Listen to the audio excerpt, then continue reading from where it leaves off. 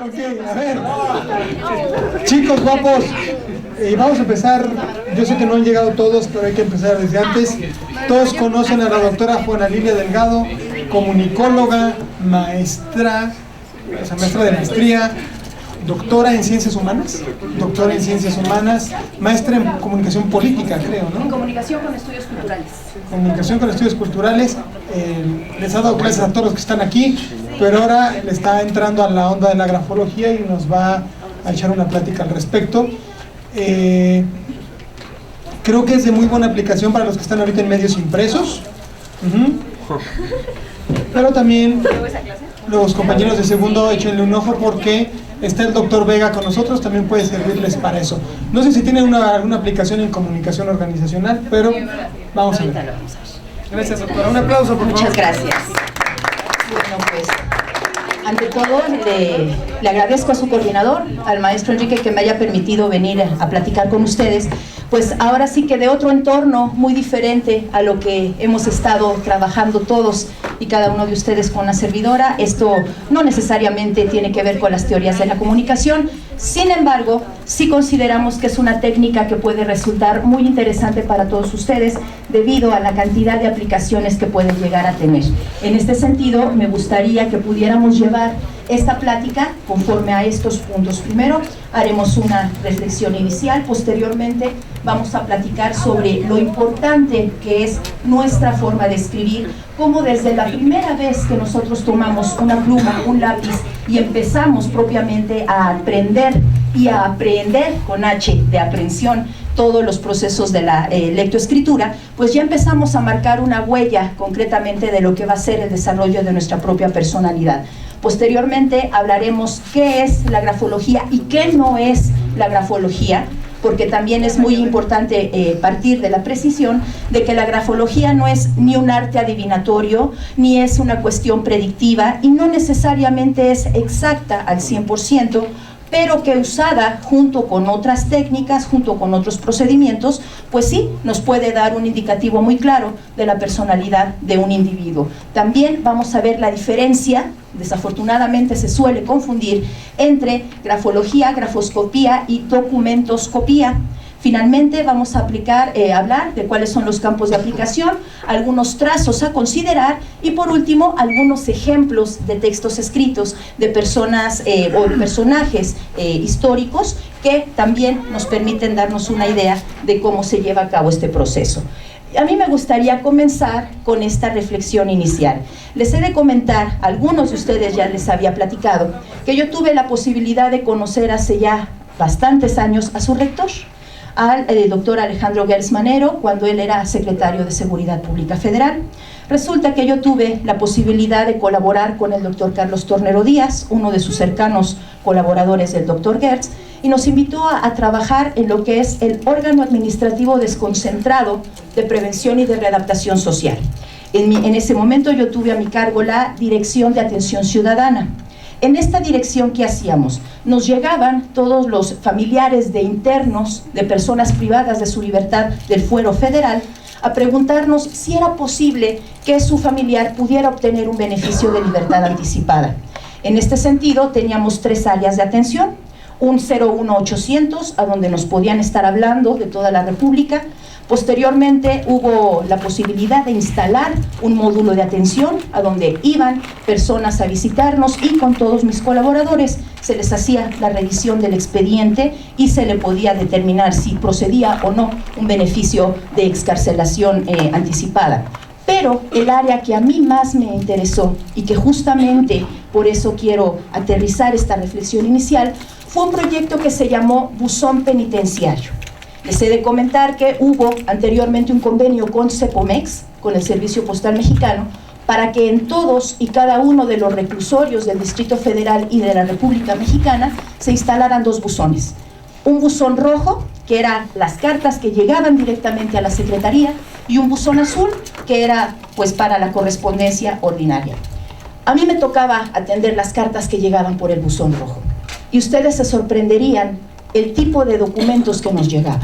Nos llegaba desde la carta escrita en papel comercial con una caligrafía impecable, diciéndonos que pues le gustaría se revisara su situación jurídica, pero también nos llegaban cartas escritas en pedazos de papel estraza, apenas con un lápiz o punta roma. Incluso esos papeles de estraza eran de bolsas de pan, y ahí te dabas cuenta incluso hasta la procedencia socioeconómica del interno que te estaba escribiendo. Tanto el que nos mandaba la carta en papel comercial como el que nos mandaba la carta en lo primero que tenía a mano, nos hacían la misma solicitud: soy inocente, quiero salir. Así estuvimos aproximadamente 10 años colaborando en el servicio el público, y justo al revisar esas cartas fue cuando caímos en cuenta de lo importante que puede llegar a ser el estudio de técnicas como la que les presento el día de hoy. Por eso esta reflexión nos dice que un meme que anda por ahí circulando en el Facebook es: mi letra no es fea, es arte abstracto, vanguardista, como manifestación psicorreprimida de mi yo moderno. O lo que es lo mismo, ni tú entiendes lo que escribes. No les cuento cuando mis colaboradores, los profesores aquí presentes, tenemos la a veces poco acertada ocurrencia de pedirles que nos entreguen las tareas escritas a mano, porque tal parece que hay que ir con el farmacéutico a que nos las pueda traducir. Y si el farmacéutico puede traducir lo que el médico nos escribió en la receta, quiere decir que pueden traducir cualquier cosa. Entonces, hacia allá va justamente la cuestión de la grafología. ¿Qué nos dice? Nuestra forma de escribir es tan particular que incluso a pesar del paso del tiempo, en los cuales aparentemente vamos modificando nuestra escritura, seguimos conservando rasgos característicos. De ahí que justamente vamos a ver que la letra, lo entrecomillo, entendida como nuestro modo particular de escribir, nunca va a ser igual a otra.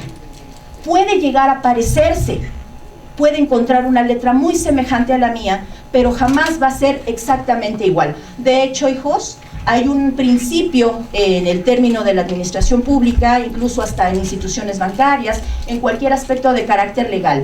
Si ustedes firman y se encuentran una firma suya exactamente igual, ¿qué creen? Es falsa, porque ni nuestra propia firma nos va a salir exactamente igual. Por eso, podremos encontrar letras muy semejantes, pero jamás va a ser igual. La letra es prácticamente como nuestra huella digital, única. Por mucho que aprendamos a falsificar alguna letra, siempre va a haber un rasgo que nos delate. Hay que tomarlo esto en consideración. Por eso hay especialistas en grafología con aplicaciones concretas en donde podemos identificar, número uno, si es auténtico el documento que nos estamos encontrando, para poderle atribuir efectivamente la autoría de este documento, y no solamente de un texto, también de las firmas. Ahora se ha dado mucho que en cuestiones de arte, por ejemplo, se han detectado falsificaciones, ya hablando de un comercio a nivel internacional, y que al hacer este tipo de análisis se determina que la obra, que aún estando cotizada, pues resulta que es falsa. Entonces hay que hacer también todo este tipo de apreciaciones. Por eso vamos a partir con preguntarnos ¿qué es la grafología? Ya todos aquí me recuerdan que ya a mí me encanta empezar con los conceptos a partir de la raíz etimológica, ¿verdad? Entonces, ¿qué es lo que nos dicen? Parte la raíz griega grafos, que quiere decir escritura, y también de logos, que es estudio o bien discurso. De tal manera que la grafología va a ser entendida como ciencia o arte, una disciplina, una técnica, una estrategia o una metodología. Y su objeto de estudio va a ser justamente la escritura de cada uno de nosotros. Y además, textos o bien completos o bien rúbricas. Preferentemente, textos que pueda darse algún testimonio de fidelidad o de confiabilidad de la autoría, o de lo contrario, se puede hacer este análisis de los rasgos característicos de cada uno de estos textos. Y además, ¿para qué me va a servir analizar la escritura?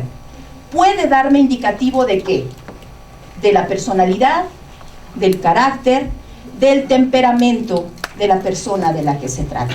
Y en este sentido, vamos a ver, como lo comentábamos, siempre va a haber elementos muy característicos en su escritura que incluso ustedes, sin darse cuenta, los han estado reproduciendo desde sus primeros años escolares. Es muy difícil que la letra cambie.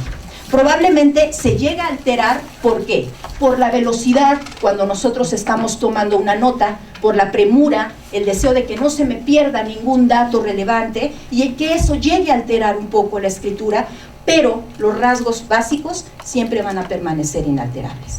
Por eso podemos ver que la grafología tenemos que considerar qué elementos. Número 1, orden.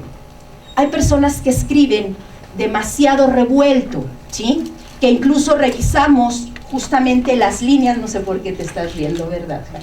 Escriben muy revuelto, o bien, si les damos a escribir en una hoja en blanco, difícilmente pueden seguir los renglones, tienden a no respetar los márgenes, lo que en la foto sería la María Luisa, ¿verdad? Tienden a no respetar los márgenes, o bien tienden a apelmazar justamente las letras para hacerla cada vez más compacta. Tendremos que revisar el orden. También la dimensión. Hay textos que incluso son de carácter proyectivo. Si ustedes se fijan las firmas de los artistas, de personajes famosos, la firma tiende a ir hacia arriba, desde el extremo inferior hacia el extremo superior. Eso es una dimensión proyectiva, porque quiere decir que se están viendo hacia sí mismos con una aspiración de superioridad o de triunfo. Entonces tenemos que estudiar también la dimensión. La forma. Hay personas que tienen una redacción muy redondita, incluso hasta parece que a propósito la han estado perfeccionando, muy redondita. Hay personas que tienen una letra, se le llama ponchada, completamente aplastada hacia el renglón. Hay personas que escriben con la letra completamente inclinada hacia la izquierda, completamente inclinada hacia la derecha. En ese sentido tenemos que ver justamente qué forma tiene la letra, justamente su dirección. Otra, continuidad. Aquellas personas que al escribir de pronto dejan palabras inconclusas, de pronto olvidan poner los signos de puntuación al final, ahí nos damos cuenta de que hay una pérdida de continuidad en el texto que se tiene que analizar. Otra, la velocidad. Cuando escribimos pausados, lentos, somos muy dados a hacer el trazo completo, a colocar las tildes sobre las íes, a colocar también pues, los acentos gráficos, pero si escribimos muy rápido, podemos caer también en la imprecisión del uso de los signos. La inclinación, ya lo platicábamos, la presión. Muchos de ustedes, cuando aprendieron a escribir, agarrábamos el lápiz o la pluma casi como un arma y apretábamos el texto muy fuerte en la hoja. Todavía muchos de ustedes lo hacen. Hagan este ejercicio, volteen la página del cuaderno y toquen justamente los bordes que quedan de la parte inversa de la hoja. Eso es un ejemplo de qué tan fuerte es la presión que ustedes están llevando a cabo en el texto. También la presión a la hora de escribir puede ser indicativo de algún rasgo de personalidad. Los márgenes. Se dice que quienes tienden a respetar el margen izquierdo son personas que tienen una proyección hacia el pasado y hacia la figura paterna. Hay quien tiende hacia el lado derecho, que también es una proyección al futuro, y quien todavía guarda cierto apego con la figura materna. Hay quien no respeta márgenes, hay quien entrega textos muy complicados y muy condensados en el centro mismo de la hoja, como hay quien agarra desde el primer ejemplo del renglón hasta el último renglón y el texto seguido. Eso también se tiene que estudiar. Otro elemento, el tamaño de la letra. Habemos quienes escribimos muy pequeño, hay quienes hacen la letra muy grande, también se tiene que revisar. Otro, el espaciamiento. Ahí sí es como si escribiéramos en Arial 12, pero a máximo espaciado, no. Hay quien no puede agotar un renglón con más allá de 5 o 6 palabras, porque hace no solo la letra grande, sino también muy extendida. Organización, ya lo comentábamos, el orden lógico que le podemos dar al texto, claridad, que sea comprensible, que sea legible. Hay quienes de plano no se les puede leer el texto, o bien porque es un texto sucio, claro, no que tenga huellas o que la comida o algo se le escurrió, sucio porque justamente no está haciendo las letras con la suficiente claridad. La puntuación, hijos, yo sé que mucho les he insistido con la cuestión de los acentos y de los signos de puntuación, también esto es un punto muy importante. Las tildes, no solamente es el acento gráfico, las is llevan su punto, e incluso también se le llama tilde a el palito que atraviesa la letra T minúscula, también ese es objeto de análisis. Si me ponen la tilde inclinada hacia un lado, hacia otro, o de plano la tilde más bien parece una cruz en lugar de una T, o le quitamos la tilde, también eso es un indicativo. Los óvalos, hay letras O que las hacen perfectamente simétricas, hay letras que incluso las atraviesan, hay letras O que parecen letras C invertidas. También la letra O se tiene que estudiar, los óvalos. Las ampas y las jambas. ¿Qué son las ampas y las jambas? Las cabezas y las patitas de las letras. En un gráfico siguiente se los voy a ejemplificar, porque incluso qué tan largo puedo hacer yo la patita de una G o de una P, también es un indicativo de algún rasgo de personalidad. Entonces, si se fijan, pues no es nada más ver si escribe bonito, no es nada más apegarnos a la cuestión estética, también tenemos que ver los elementos de composición. Pero bueno, ¿qué no es la grafología? De entrada, chicos, no es adivinatoria. No es, híjole, este cabezón me dio una carta, toma, revísala, vamos a ver qué intenciones tiene el chamaco conmigo. No, no es un arte adivinatorio, Madame Sassou. Tampoco es una ciencia exacta, es una aproximación. No es adivinatoria, tampoco es un pasatiempo, no es un entretenimiento. No es como decir, ay, tengo a mi amiga que sabe echar las cartas, ¿no? Y en las reuniones, ay, mira, revísame, por favor, este escrito, y ahí estamos escribiendo cualquier cosa en una servilleta. No. ¿Saben por qué no? Porque cuando hacemos eso, inconscientemente estamos forzándonos a querer alterar el texto. Lo interesante de la grafología es revisar textos que fueron elaborados de manera libre, sin presión, y mucho menos con la intención manifiesta de que va a ser analizado, ¿sí? Entonces, tampoco es como que tema de conversación en alguna fiesta. Y también, lo que decíamos, es una aproximación interpretativa. No es nada más intentar saber elementos de la personalidad de esa persona, sino para qué me va a servir. Si lo voy a contratar, bueno, tal vez dentro de los elementos de los estudios psicométricos que nos aplican previos a ingresar a algún trabajo, tal vez me pueda servir por el tipo de trabajo que yo estoy esperando que esta persona desarrolle. Y si detecto alguna cuestión de que tiene poco control de la ira o poco manejo de la ira y yo lo quiero poner para atención de ciudadanos, evidentemente no lo puedo poner ahí porque va a generar un conflicto en lugar de atender. Entonces, en ese sentido, el estudio de la grafología, más que intentar desnudar la personalidad de este sujeto, lo que me tiene que tener es ¿a qué me va a servir? ¿Para qué me puede ser útil este estudio en particular? ¿Sí? Ahora bien, se ha hablado mucho de grafología, grafoscopía, documentoscopía. Son tres elementos diferentes. Por ahí yo sé que muchos de ustedes ya están muy acostumbrados a ver este tipo de series televisivas, onda CSI, ¿no?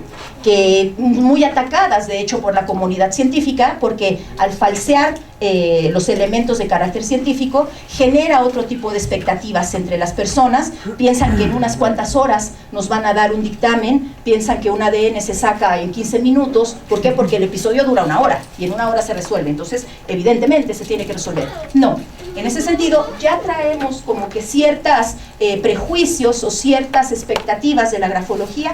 Vamos a sacar justamente la diferencia. ¿Qué es la grafología? Vamos a estudiar las características de la escritura, efectivamente, o bien de la firma. ¿Para qué es útil? Nos ayuda a determinar la autenticidad de un documento. Imagínense, hace poco se supo que se encontró un diario, unos textos que se atribuían a Leonardo da Vinci. Entonces, claro, fueron sometidos a exámenes de, ahora ya no es nada más el carbono 14, ¿verdad? O 16, ya se tiene que hacer otro tipo de estudios. Pero más allá de ver la antigüedad, para ver si coincidía con la fecha, con la época en la que Leonardo vivió, se tuvo que revisar la firma que se encontró en ese documento y todo el texto para saber si efectivamente era de autoría de Leonardo o se podía tratar de un documento apócrifo. Ustedes saben que hasta la Mona Lisa se está cuestionando si es verdad la que tenemos exhibida en París o si es una copia, a raíz de que apareció por ahí un documento, un cuadro muy parecido en España. Entonces, en ese sentido hay que tener mucho cuidado también, y la grafología nos va a servir para identificar la autenticidad de un texto, más textos con importancia histórica. Además, también nos va a servir justamente para hacer un cierto perfil psicológico del individuo en función de qué, el campo de estudio en el cual nosotros nos podamos desempeñar, y también no nada más se estudia el texto completo, se les llama letras tipo, para no revisar letra por letra. Hay letras que, dependiendo la corriente, la americana o la europea, son las que nos van a servir para hacer el estudio. Esta es la grafología. ¿Pero qué es la grafoscopía? Aquí no es nada más intentar sacar justamente el perfil psicológico del individuo. En la grafoscopía vamos a sacar las firmas que son auténticas de un documento. Además, esta nos sirve para esclarecer delitos de tipo patrimonial. Imagínense ustedes que de pronto a su papá, el abuelo les hubiera dejado en herencia un terreno, y les dice, aquí está el testamento, está ya registrado con mi aval. Y ustedes y su papá bien contentos van a ir a hacer posesión, ya van a tomar posesión de este terreno, y aparece uno de sus tíos diciendo, no, yo aquí tengo otro testamento. La lógica es suponer que el testamento válido es el de fecha más reciente. Pero ¿qué creen que esos documentos se hicieron al mismo tiempo? Entonces, ¿cómo vamos a saber cuál es el documento real y cuál puede haber sido sometido a una cuestión de carácter apócrifo? Pues entonces la grafoscopía no nos va a identificar el carácter propiamente o los rasgos de la personalidad, pero sí nos va a ayudar a identificar la autenticidad del documento. ¿A partir de qué? Si esa persona fue sometida a presión, obligada a firmar este documento, y que aun cuando te estén poniendo la pistola, firma y di que me vas a dejar el terreno a mí, vamos a poder encontrar elementos en la escritura que nos permitan identificar que ese documento está trabajado de esa manera, ¿sí? Entonces, por un lado, la grafología, el perfil de la persona, todos los rasgos psicológicos de la persona. La grafoscopía nos va a permitir identificar si la firma de un billete es auténtico, si un escrito es auténtico. También, por otro lado, vamos a tener justamente la documentoscopía, que aquí nos va a permitir incluso identificar si un documento es alterado. Ustedes como comunicólogos ya de esta época les ha tocado vivir el auge pues de los software de edición, pero anteriormente los diseñadores como tales tenían que echar mano de muchísimas argucias para poder modificar un documento o un texto o un cartel que hubiera tenido algún error, ¿no?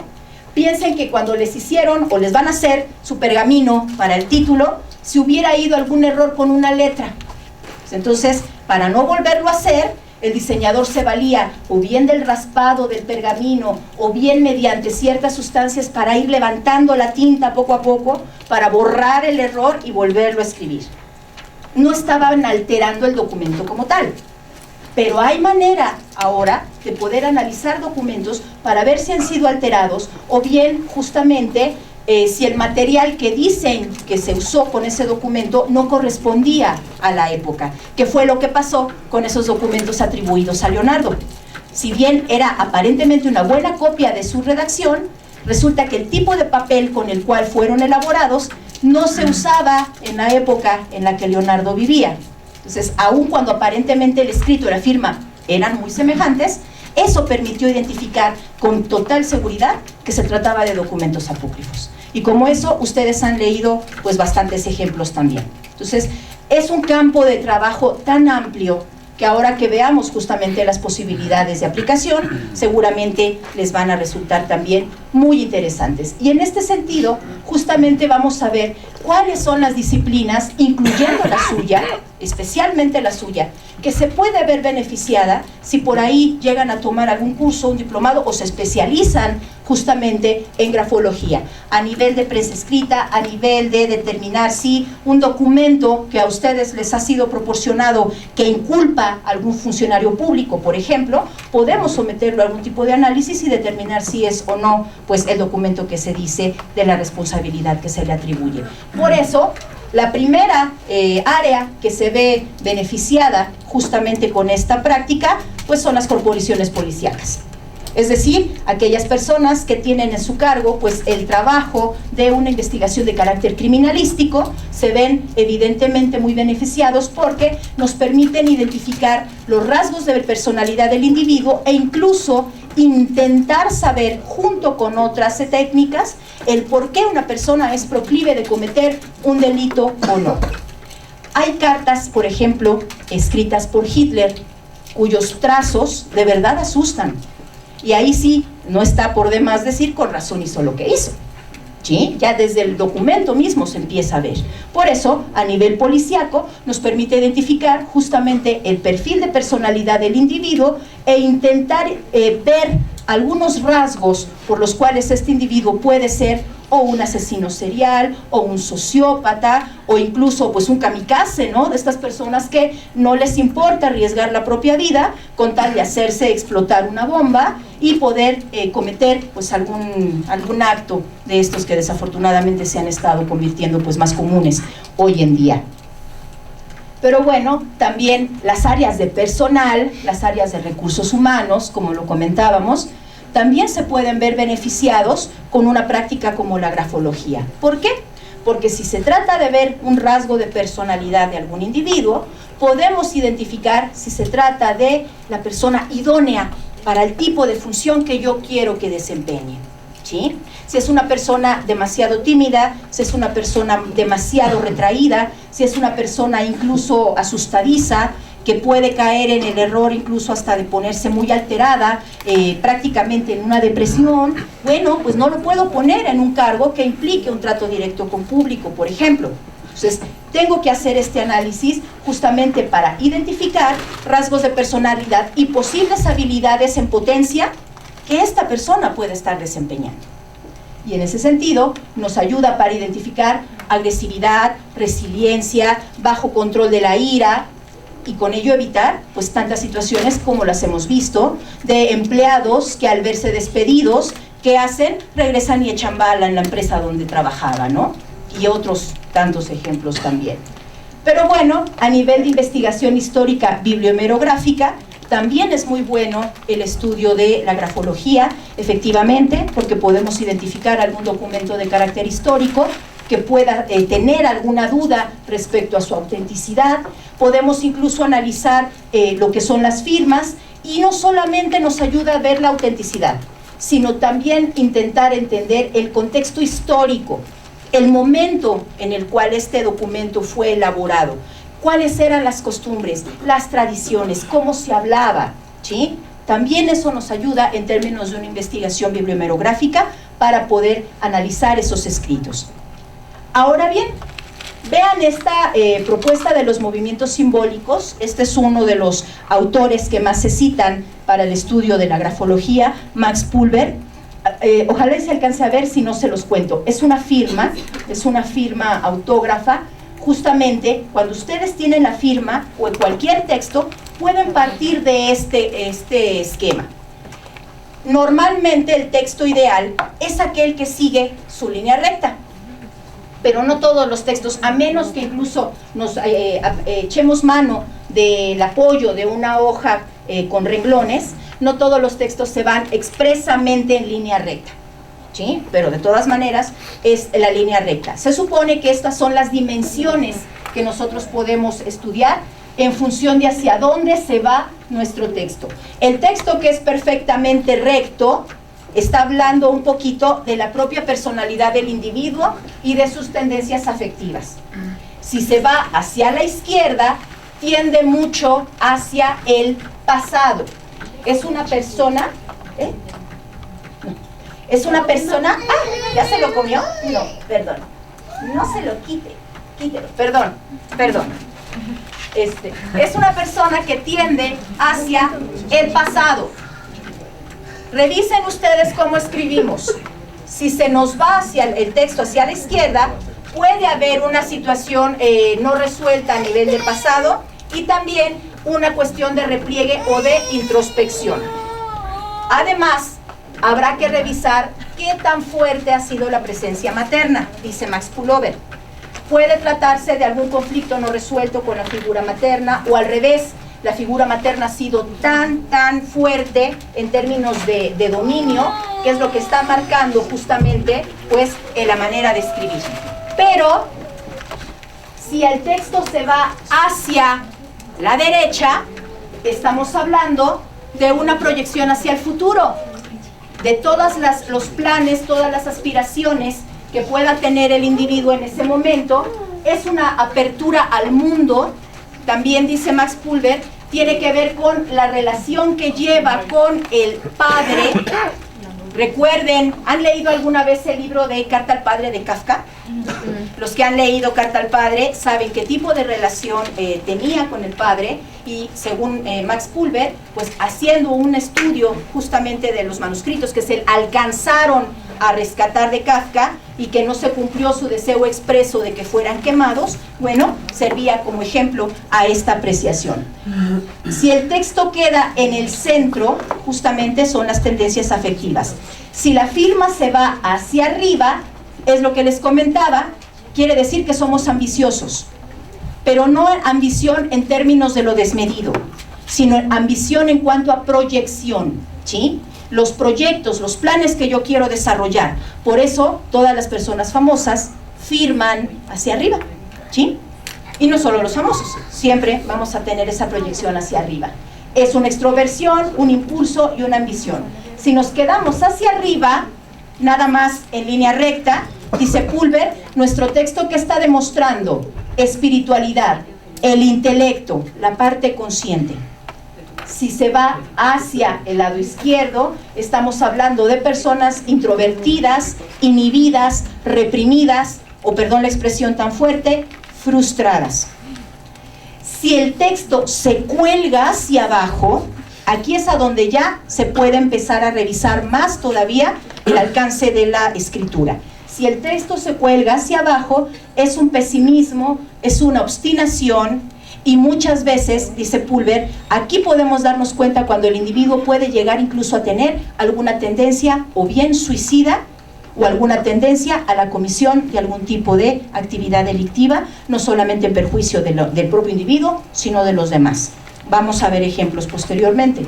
Si el texto se cuelga hacia abajo, es que somos una proyección hacia el inconsciente, hacia lo material, hacia la sexualidad. Las jambas, las patitas de las letras demasiado curvas y colgadas hacia abajo, es un indicativo, dice Pulver, de la vida sexual. O bien una vida sexual demasiado vigorosa, o bien una vida sexual reprimida. Y por último, dice Pulver que cuando el texto se va inclinado hacia abajo, pero hacia la izquierda, es un indicativo de una personalidad egoísta, de una personalidad que está en proceso de autoconocimiento y que en algún momento dado puede llegar a modificar el desarrollo cognitivo del individuo, ¿sí? Entonces, esto, insisto, es una propuesta que hace pues uno de los autores que se trabajan tanto en la grafología, que es Max Pulver. Insisto, no es una cuestión exacta, no es una cuestión indicativa, concreta, pero pues sí es una técnica de carácter aproximativo. Miren, justamente la propuesta de Pulver nos dice que para evitar caer en el error de querer revisar letra por letra, es mejor agarrar lo que él le llama letras tipo. Letras que son muy específicas y que son más fácil de estudiar en lo individual que si las estudiáramos como el texto. Una de las letras tipo más conocidas son justamente la G. Aquí vean a lo que me refería. El AMPA es la cabecita, la jamba es el pie. En algún momento la letra va a hacer un cruce, ¿sí? Y en el caso de esta G, es el AMPA hace el cruce, genera un lazo, y a esto se le llama bucle, ¿sí? Yo sé que muchos ya están empezando a acordarse, ¿cómo escribo la letra G yo? Para ver si es cierto que le atinan. No.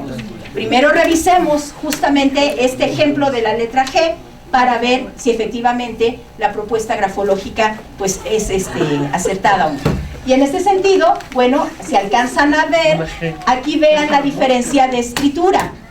Por un lado vemos una letra que pretende irse justamente a nivel de renglón. Vean el tamaño, una letra muy pequeña, muy comprimida, muy ponchada. En este sentido, una letra demasiado garigoleada, una letra muy curva, también prácticamente simétricas las letras, y esta letra que está completamente inclinada hacia el lado izquierdo, ¿sí? Entonces vean este ejemplo únicamente, pero consideren esto. Vamos a revisar justamente los tipos de letras G que Pulver ha analizado y a ver cómo escriben ustedes su letra y a ver qué tan cierta puede ser pues este análisis. Por un lado, miren, vamos a ver, se dice que la letra G, según esta propuesta, se asocia con la sexualidad, efectivamente. Y en este sentido, lo que va a hacer es establecer la relación entre pues, el óvalo, lo que es la cabecita, y el mundo instintivo, que es la pata. Y también se asocia con la proyección hacia el dinero o la obtención de elementos de carácter material.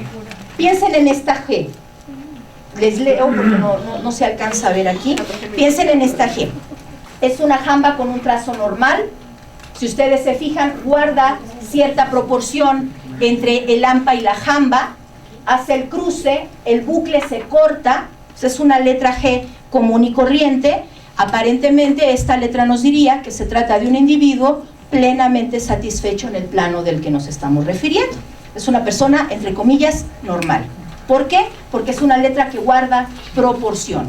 Pero vean estas letras. La cabecita está más grande que la pata, ¿sí? Proyecto las dimensiones en el óvalo superior y resulta que la jamba es un trazo muy corto. O bien, dice Pulver, es una persona demasiado reprimida en el terreno de, pues, ustedes saben, en la acción, ¿verdad? O es una persona que habiendo o siendo una persona que habiendo sido agredida, intenta reprimir todo lo relacionado con la cuestión instintiva y eso se ve manifiesto en la escritura. Es lo que dice Pulver. Pero al revés, si de pronto nos encontramos una G con la pata muy larga, sí demuestra interés, pero no a tal grado como para pasarlo por las prioridades de otro tipo de necesidades. A diferencia de esta, en donde vemos una obsesión ya por la cuestión de carácter material, dice Pulver.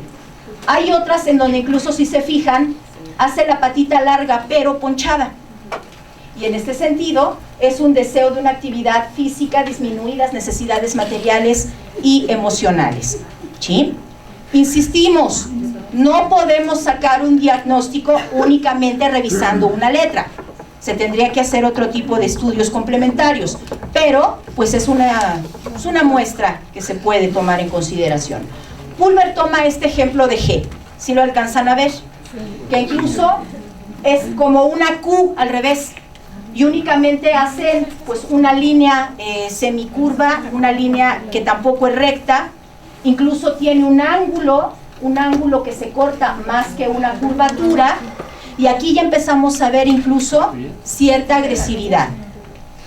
En el caso de esta G, también es una represión autoimpuesta, dice Pulver.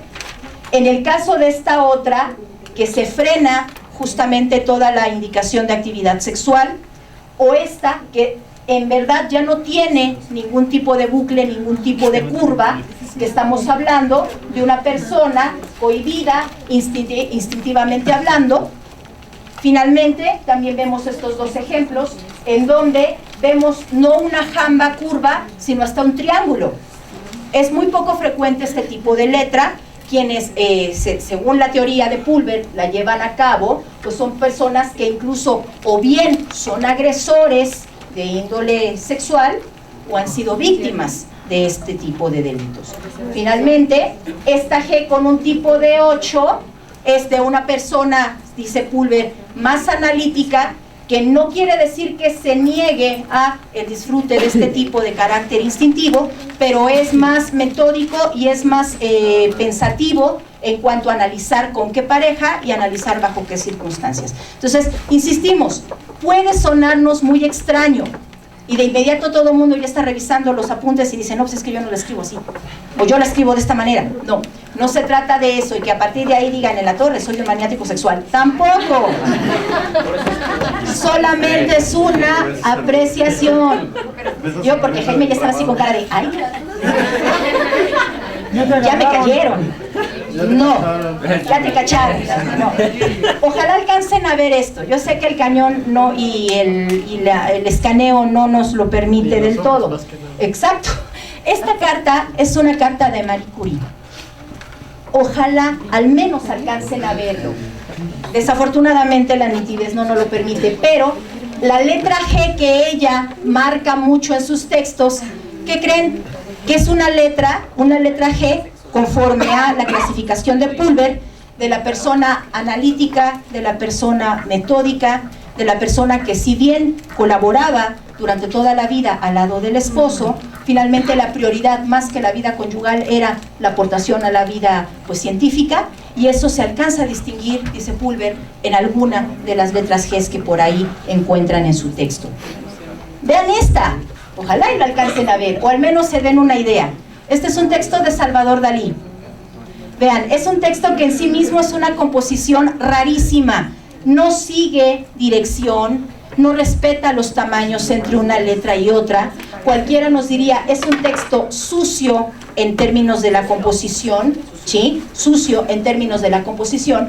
Vean cómo jala las jambas de manera tan pronunciada, no solamente en la G, sino también en las demás letras. Y esto es un indicativo que, bueno, evidentemente el señor tenía una fijación afectiva, sexual, íntima, amorosa, hasta de admiración con su mujer, al grado de que era muchas veces pues el principal objeto de la inspiración de sus cuadros. Pero aquí vemos también una personalidad fantasiosa, una personalidad creadora, que también queda plasmado no solamente en los cuadros que todos ustedes conocen, sino también en este texto, que lejos de ser una carta, parece en sí misma hasta un cuadro, ¿sí? Y esta es la que les digo, esta es una carta de Hitler, y aquí vean cómo empieza ese Hitler que era carismático, ese Hitler que finalmente sedujo a tanta gente con ese poder de convocatoria, empieza intentando escribir, forzándose a escribir siguiendo las líneas. Pero después vean cómo se le va colgando justamente la escritura, ¿sí? Cualquiera diría, bueno, es que estaba escribiendo muy rápido, y cuando escribimos muy rápido, pues perdemos el control de lo que es la dirección de la escritura. Aún así, ya la letra tan colgada, evidentemente, si nos apegamos con la propuesta de Pulver, es una persona ya con cierta inclinación hacia la agresión, con una posible tendencia suicida, y bueno, pues ya la historia se ha encargado de juzgar el proceder de esta persona. Y como esta, podemos encontrar muchísimos ejemplos más. Y bien, normalmente cuando hemos tenido la posibilidad de presentarles esta pequeña charla de manera introductoria de qué es la grafología, vienen y nos preguntan, ¿dónde lo estudio? Porque sí, hay disciplinas, como puede ser en Derecho, como puede ser la misma criminalística, criminología, en donde se les dan diplomados de grafología, pero para los que no vamos para el área jurídica, ¿a dónde lo podemos estudiar? Bueno, evidentemente hay instituciones que se han dedicado justamente a dar a conocer las ventajas, las bondades o las posibilidades de aplicación de esta disciplina. Uno de ellos es el Colegio Mexicano de Grafología o bien la Asociación Mexicana de Grafología, y se pueden incluso ustedes consultar esta página electrónica grafoanalizando.com. Ahí incluso ustedes pueden acceder a estas modalidades de aplicación de la grafología, incluso también conocer pues la posibilidad de la toma de alguno de estos cursos, ver los calendarios, ver costos y demás. No son las únicas instituciones, pero lo que yo sí les recomiendo, si en algún momento les interesa seriamente estudiar como parte de su formación obligatoria, como de manera autodidacta, pues como profesionales de la comunicación, acercarse a estudiar uno de estos cursos, tengan cuidado, como en todo, pues surgen por ahí también charlatanes, surgen por ahí instituciones que les dicen, yo te voy a hacer perito, de aquí corriendo te me vas a ir a la PGR a trabajar. Claro que no, claro que se tiene que hacer todo un estudio, toda una preparación. De hecho, quienes nos han dado los cursos de manera personal, pues tienen más de 20 años, más de 15 años, tienen muchos años ya trabajando con estas disciplinas, a pesar de ser una técnica relativamente joven. Y en ese sentido, si ustedes tienen el interés o la posibilidad de hacer alguno de estos estudios, pues tómenlo con seriedad, tómenlo como lo que es, una técnica, una posibilidad o una herramienta más de la cual podamos echar mano al momento de hacer pues el desempeño de nuestra profesión. Y no nos queda más que agradecer el favor de su presencia, y si tienen alguna duda, alguna pregunta, con gusto la respondo.